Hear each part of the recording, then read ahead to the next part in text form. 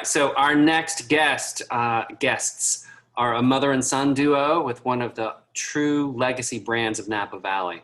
By that, I mean not only passing wealth down to the next generation. In this case, I'm talking about passing down wisdom of nearly some 40 some odd vintages and the collected knowledge gained from the original group of vintners and winemakers assembled back in the 80s by Robert Mondavi. It's important to note that so many wineries don't have a succession plan. Often the kids don't want to have anything to do with farming. I mean, let's face it, it's hard. Alan grew up on Howell Mountain, moving boulders and planting vines, and for some reason, he picked up the passion that his mother exudes. So the legacy of Viader continues, and this is why they are iconic. Please welcome Delia and Alan Viader. Hi, everybody. How are you guys doing? Great, thank you. Glad to be here. Thank you, Daniel. Well, I'll let my mom talk a little bit about how she got into the business, but to answer your question, what got me into farming after all that hard work, I must be a little crazy. So I get that off my mom, I think.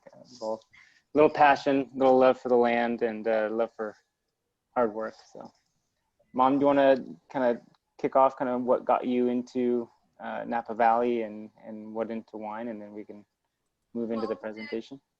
You touched up upon the first requirement. You have to be absolutely out of your mind to get into the wine business.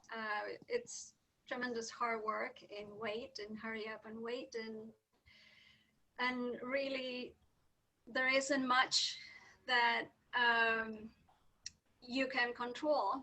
Right now we've been evacuated twice, and we're having to go through fire.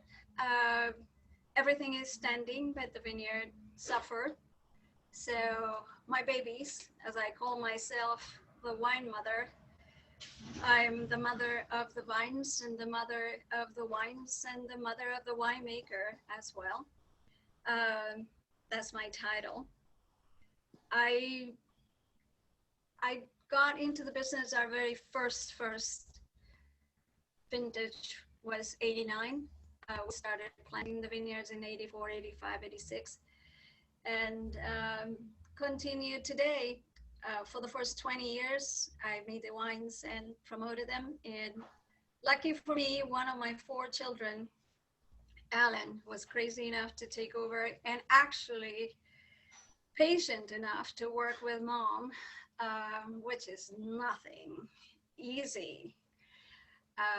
Absolutely not. To work with your mom. And we really work very well together. We like what we do. Each one of us plays off each other's strengths. We have little bets about lots. We have fun with the blending. We have fun with the winemaking. From the very beginning, I was always very keen on showcasing Cabernet Franc. I think in our particular location in Howell Mountain, Cabernet Franc is very complete and very floral. It has a certain elegance that I like to add to the wines. And it has always been a strong component of Viader, always about 40% to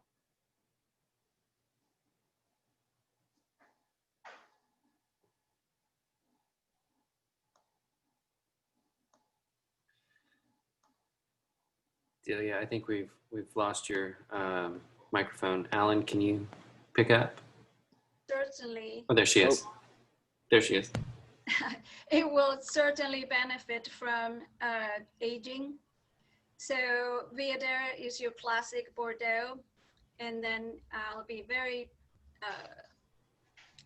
happy to let Alan talk about the other wine that we're going to taste today, which is the Viader Black Label, is his creation. We reached a compromise about styles and how we were going to work together, and each one impart our stylistic imprint. And Viader remains a classic Bordeaux in terms of style.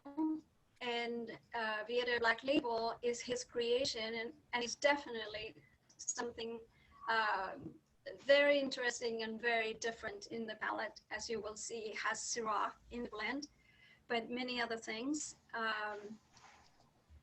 So, like I said, Viader is only a blend of the two Cabernets, Cabernet Sauvignon with a heavy proportion of Cabernet Franc.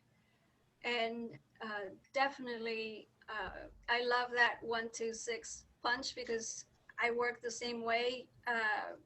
Pretty much, I like the aromatics. I like the delivery in the palate, and perhaps the finish that allows you to come back or makes you to come back definitely is something very important. So I will let Alan talk about the second wine, which is the Viader Black Label. Okay, well, thanks, Mon. So all the wines that we make are small, handcrafted wines. We do heavily focus on Cabernet Franc, and to continue on Heidi's little 1-2-1-6, the Cabernet Franc for us is very important to give you that initial hook, that aromatic character, that 1-2 kind of attraction, and it does add a lift, a little floral note towards the finish as well that kind of enhances the whole package. So it kind of plays along with the towards the end. We do have very ripe Cabernet Franc just because of the western exposure with all that afternoon sun. So we get really ripe red raspberry, kind of even raspberry liqueur on some warmer vintages in our Cabernet Francs.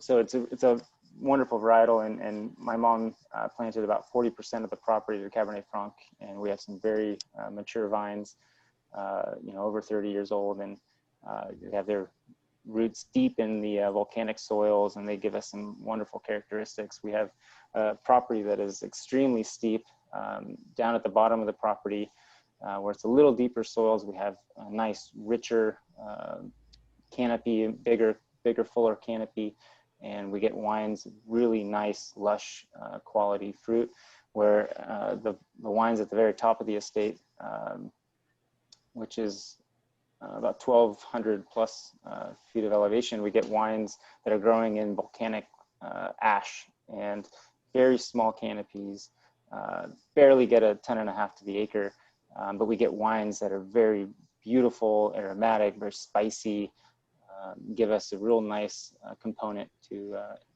increase the complexity in the finished wines. The entire estate is about 28 acres. We farm it all by hand.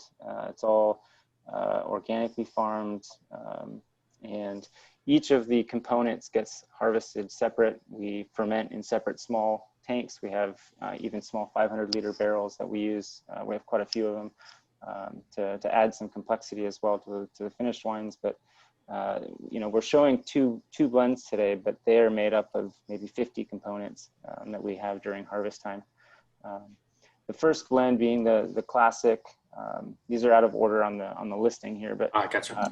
But it's we'll start with the proprietary blend, the 2017. That is our classic traditional blend that was really pioneering at the time when my mom released it, being 40% Cabernet Franc, coming from an area that really was known for 100% Cabernet Sauvignon. She really wanted to bring a little bit of elegance, of approachability early on. She didn't want a wine that had to age for 30 years before it was palatable, and really wanted to have a wine that was, more restrained, more elegant, and just very pleasant to drink. And these wines will age, no doubt about it. We have wine. We're opening our late 80s, early 90s pretty consistently, especially now with COVID. We are tapping into our cellar quite often, and really enjoying how those early 90s are just beautiful. still way alive. So really enjoy this wine. The 2017 was very warm year, full of heat spikes. So the vines did stress. We had to do extra care. We had to have extra care in our irrigation practices and our canopy management. But since we farm everything ourselves and it's real small, and from only one operation, one vineyard, we've been doing it for a few years now. We know how to kind of get these marathon runners to the finish line. So I think they turned out really well. We had real low yields. We were able to get everything in well before the fires that happened in October. We had everything in towards middle of September, which like this year, we usually harvest end of August and beginning of September. So we fare pretty well with the current situations that we're experiencing here in Napa. But long extended macerations to really get these nice, good extraction, good richness out of the wines. But you'll see the 2017 is very bright, lots of red fruit, just because of the heat from that vintage. If you want to move on to the next wine here, today we have the Black Label, and my mom kind of started talking about that, but that was when I started making wine back in 2006. That was my first year.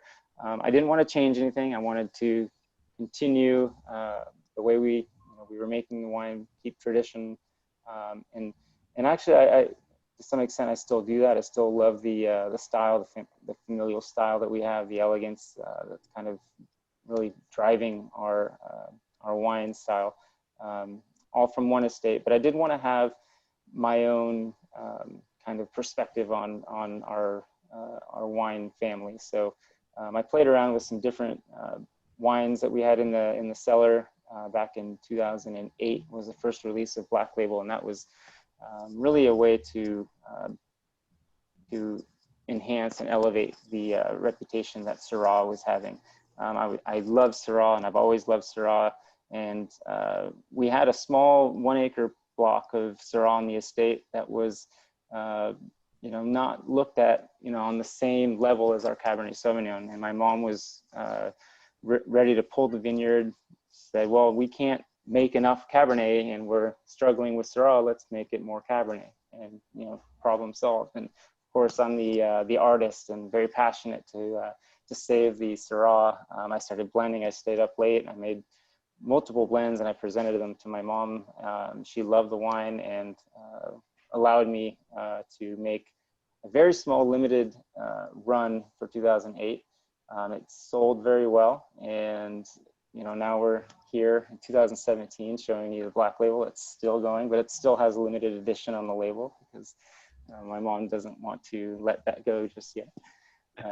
But it's a fun blend of Cabernet Sauvignon, Syrah. There's a little Malbec as well that is in the production, and it's a beautiful wine, very very different from the traditional Viader proprietary red, where that one is just those classic, very focused characteristics. The Black Label is very bold and racy and very kind of upfront, more in your face, very approachable. That Syrah really helps add to the roundness of the wine. They both are from the estate, but definitely as soon as they get harvested, they go completely different directions. The Black Label, the Syrah that goes into that, there's a whole cluster, concrete fermentation, really focusing on hot, intense fermentations to get big, lush characteristics. Where Viader, a little bit more gentle, cooler temperatures, more gentle extraction. Really take our time and really do kind of the traditional, very classic, delastage and a lot of stirring in the barrel, stirring of the lees, and long extended aging in the barrels. Viader sees close to 2 years in French oak, very high percentage of new French oak, over 60%, where the Black Label wines see no extended maceration. They have 20-25% new oak, second, third use oak. So a little bit more intensity, more expression of the fruit there versus that complexity that the Viader has. So. Well, Alan, Delia, thank you so much. Those wines are absolutely beautiful. It's an honor to have you on board.